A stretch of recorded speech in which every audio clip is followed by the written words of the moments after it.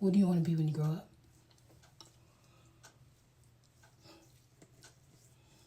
I'll give you my story. I wanted to be, don't judge me, I either wanted to be a pharmacist or I wanted to be a sharpshooter in the military. Two separate, different things.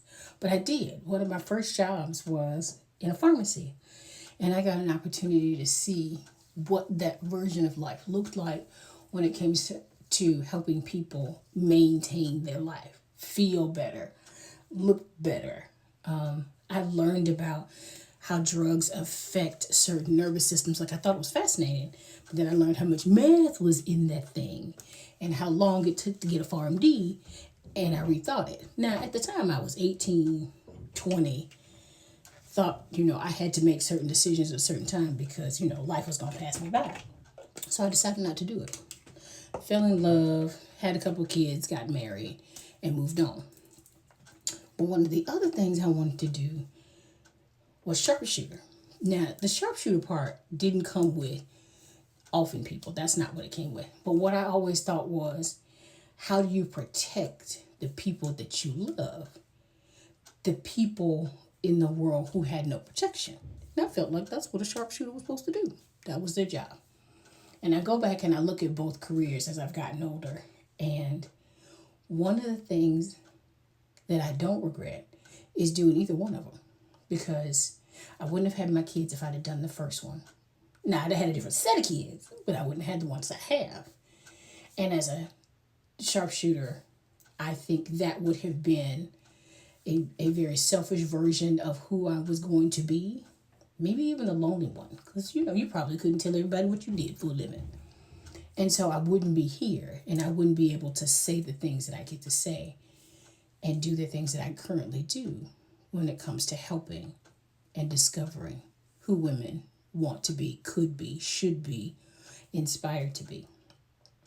So not only do sometimes we regret our decisions, but we regret them because we think and we look back on them in awe. We go, boy, I could have been. Wow, I should have been.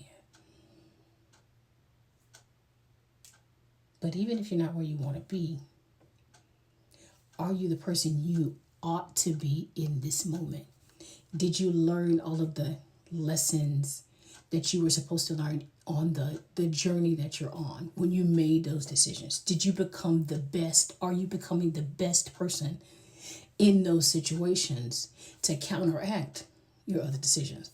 I know it sounds wordy, but when I look back over it,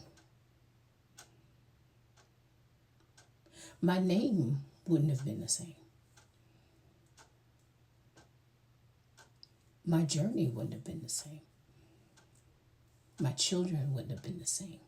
My family wouldn't have been the same. My career path would not have been the same. But again, to think about some of the things I could have done, God was still in the midst of the journey.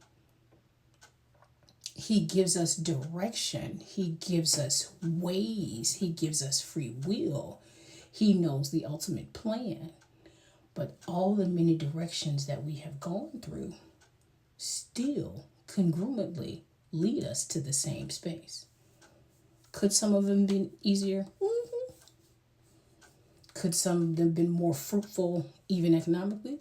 Mm-hmm. Could some of them have given you versions of yourself that you still have yet to discover? Yeah. But when will you be happy with who you are right now because of the decisions that you've made? Nobody can love you more than you can love yourself outside of God. And if you know that you did the best that you could at the moment you were making the decision, it was still a good decision. May not have felt like it. Maybe you've had some trepidations. Maybe you had some real bad hardships. But in that very moment in time, when you made whatever decision you made, You were being the best version of yourself at the time.